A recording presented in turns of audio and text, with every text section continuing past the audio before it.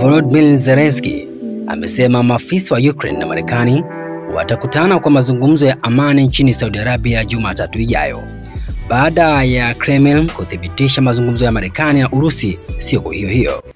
Kiongozi wa Ukraine alisema Rais wa Urusi Vladimir Putin lazima akome kutoa matakwa yasiyo lazima ambayo yanaongeza muda wa vita. Madai ya Moscow ni pamoja na kukomesha kabisa msaada wa kijeshi kwa Ukraine. Zelensky pia alionya kwamba kuondoa kwa swala la wanachama wa NATO kwa Ukraine kwenye meza ni kitu ambacho Putin amesema hakiwezi kujadiliwa kwa amani, itakuwa zawadi kubwa kwa Urusi. Pia alikanusha madai ya ikulu ya White House kwamba alijadili kukabidhi umiliki wa vinu vya nyuklia vya Ukraine kwa Marekani wakati wa mazungumzo na Rais Donald Trump.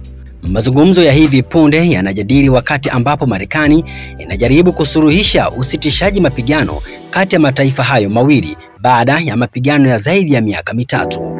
Endelea kutufuatilia kupitia mitandao yetu mbalimbali ya kijamii, STAN TV_TZ.